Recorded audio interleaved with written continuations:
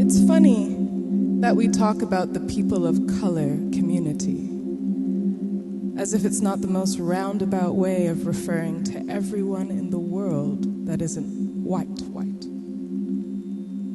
Everyone else is the group. In Switzerland, when I walk around, I feel very much like I'm walking through a community. It's very cliquey. And despite all of the connections I've made over 10 years, I can tell that I'm not part of that group. I can tell by the way you look at me when I'm outside, when I'm not in the spaces that you've invited me. Sometimes I forget that I don't get to be anonymous. Just run an errand or take public transportation and blend in. Being outside is a quick correction to that. And I remember that I'm heavily surveilled by the patrons of the community. Maybe I'm followed through a store, or my ticket is checked first, or I look up from my phone to catch several sets of eyes darting away. I've had white friends come to visit me here from outside of Switzerland, and a few of them have made the same remark. They ask me, do people here always stare like this? I don't think you realize what you look like when you do that. To you, you're just one person having a curious moment. But to me, have you ever seen the movie Inception? Do you remember that scene where they're training the architect and she changes too much about the dream? And all of the dream characters become suspicious and hostile. And everyone who passes her is just staring. Now imagine that you get on a bus, and all of the people on the bus are looking at you like you're some foreign body fucking up the dream. It's creepy. You creepy. You're freaking me out. It's freaking me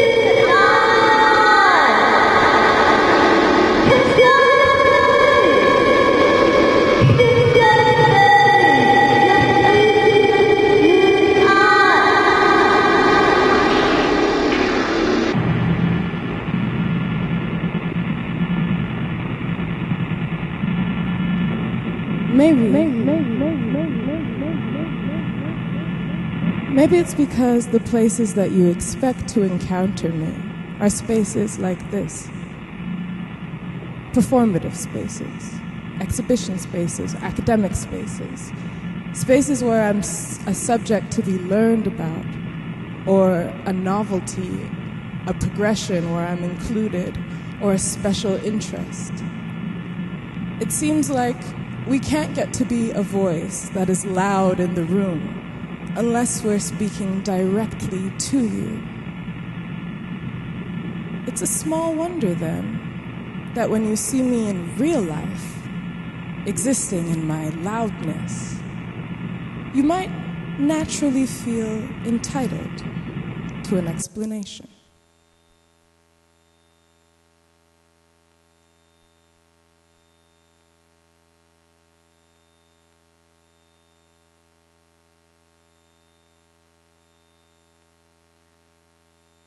My friend Suhini and I were on our way home one day. We got on a bus together and ruined the dream. After those initial awkward moments of silence, we started talking about how eerie it was that everyone was staring at us, and how common this moment is in both of our lives. We talked about it in front of everyone, But it didn't stop them staring. If anything, it became the thing that they were waiting for. A performance. Some reason to look. My friend Suhini said, "I wish I had a shirt that was just a big mirror, so that any time a group of white folks stared at me, they would have to look at themselves." Let's play a game. Close your eyes and imagine you're walking down the street. It's the route that you take to get to work. You stop by the Migros to buy yourself a sandwich for lunch. And just ahead of you, you see a very tall figure with broad, strong shoulders. They're wearing a mini skirt, and they have a big, perfectly circular afro. It's 4C, you think. And their skin, it's like dark chocolate, but it's glistening in the sun, so maybe melting, or no, better, it's glistening like ebony, like a precious stone. And you don't know why, but you can't look away.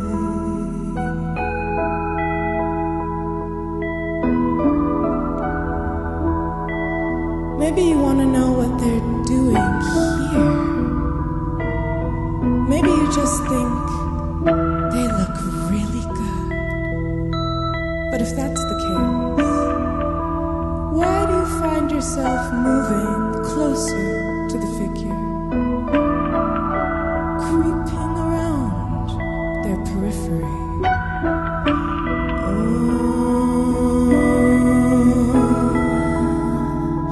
There's just something about you. I can't look away.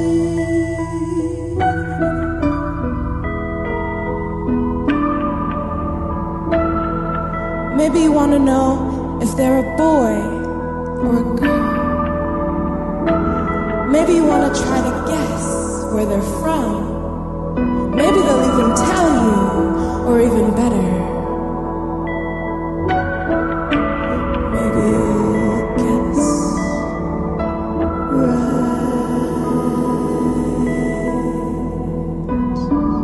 Maybe you'll guess right on the first or the second try. Oh, it's just something about you. I can't look away.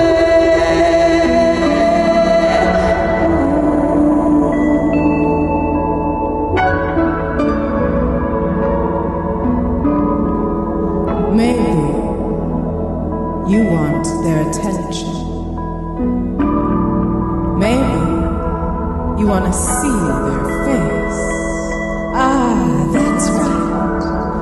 I think you want to see their face. You want them to turn. You want them to turn and face you. They know you're there. You want them to turn and face you.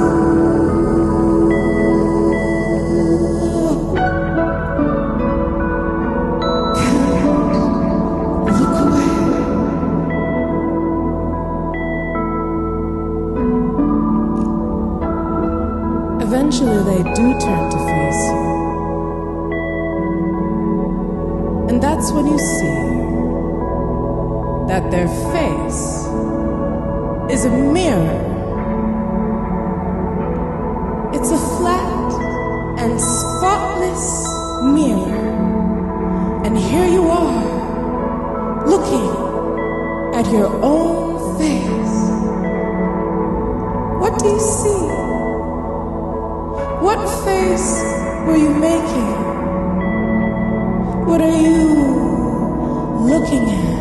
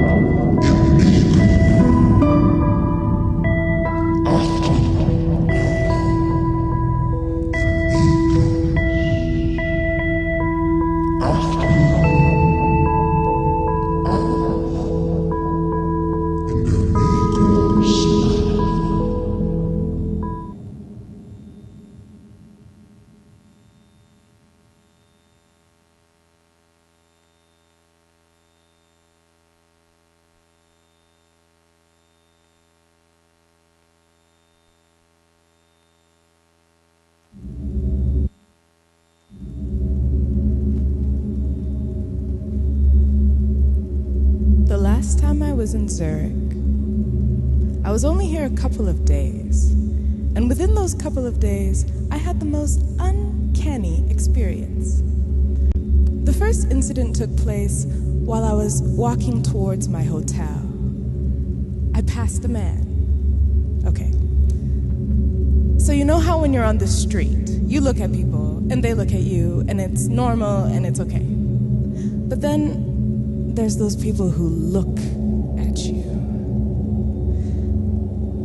And as they get closer, they keep looking. Maybe you know this feeling of someone's walking aura sort of pressing into the border of your space, and you start to scan them for violent vibes.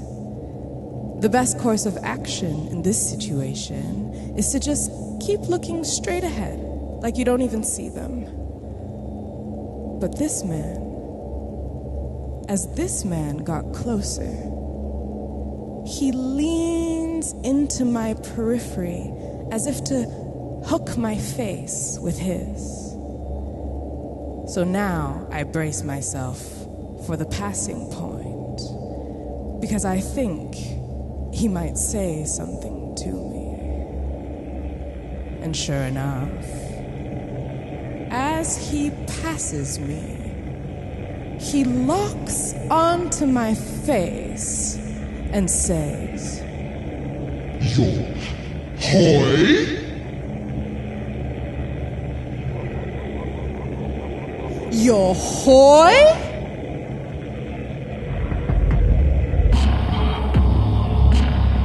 Okay, incident number 2. I've just checked out of the hotel. And before I leave, I need to rearrange a few things in my backpack. The closest out-of-the-way spot is on the far wall near the elevator. But in the seconds that it takes for me to turn towards the hall, I notice that there's a man on the couch in the lobby staring at me. I put my back to him and I kneel down to arrange my things. And he gets up off the couch and walks towards me. Now, mind you, I am near the elevator, so maybe he needs to use it. But he comes and just sort of hovers between the elevator and me. Now, I'm very actively not looking at him, and so he leans his head into my field of vision, literally bending over to say, Hello? Hello? I look up at him, completely bewildered, and say, hello? And that's it. Nothing else happens. There's no more words. He straightens up, and I stand up and leave. That's it. Now I'm racking my brain, trying to figure out what just happened.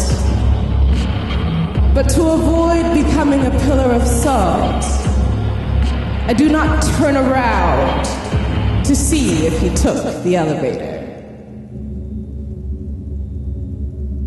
And would you believe that upon exiting the hotel at that very moment, there stood a little boy about yay high, all by himself on the sidewalk.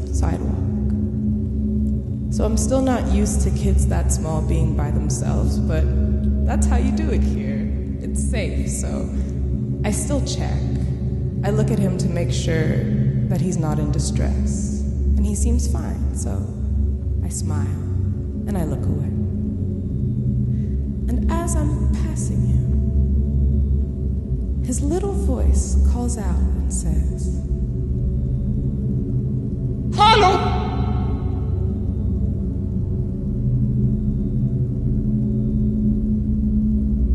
All in one day. It's just funny timing.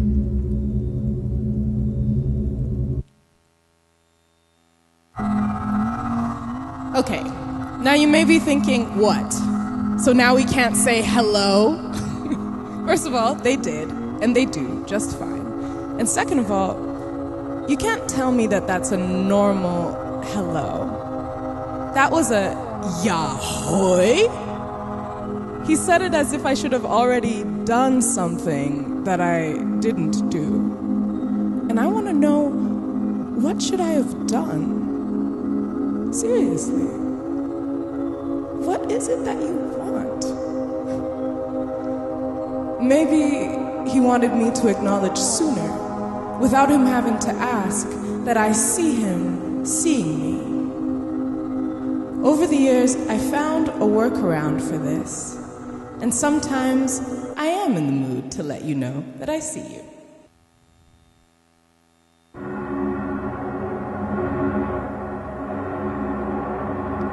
Close your eyes and imagine. You're very interested in the African continent, in particular, West Africa. You visited Bamako for the first time 5 years ago, and you fell in love. Ever since, you go every year and help out, building schools with a charity organization based in Switzerland. You consider it an ethical vacation because you get to experience a beautiful culture that isn't yours and give back at the same time. The program that you volunteer with also offers tours through tribal villages, like legit. You're thrilled to see the traditional garments. Some of the women even have their breasts out, and several of the children are completely naked. One little child in particular catches your attention. Peeking out from behind his older sibling, he looks up at you with these big brown eyes. His little pot belly is sticking out, and his finger is in his mouth, and would you believe it? The brightest green fly you've ever seen is gently resting on his forehead like an emerald jewel. Oh my God, you can hardly take it. You've got to take a picture. So you smile at the boy to disarm him, and you kneel down slowly so as not to startle him. You lean in with your arms outstretched, and you open your camera, and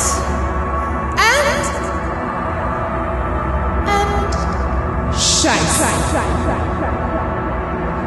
It's in selfie mode.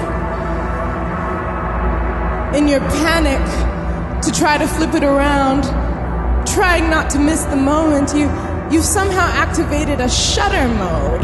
And while fumbling with the thing, you slowly resign to the reality that you've missed the moment.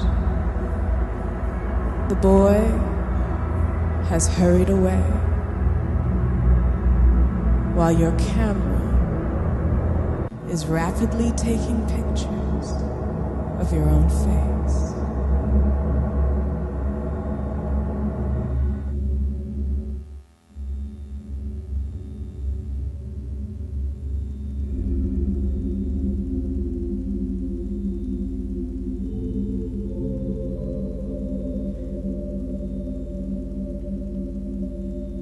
Did you know that there's such a thing as black light? Not the UV black light that you find in clubs, but actual black luminance. I give myself the liberty of very many YouTube spirals when I do research for new work. And this time I learned something. I learned about black light. What the guy in this video did was put a source of white light in a dark room and shone it at the camera and said, look, you can clearly see that in all this darkness is a white light. But then he took another bigger, brighter, more luminous white light.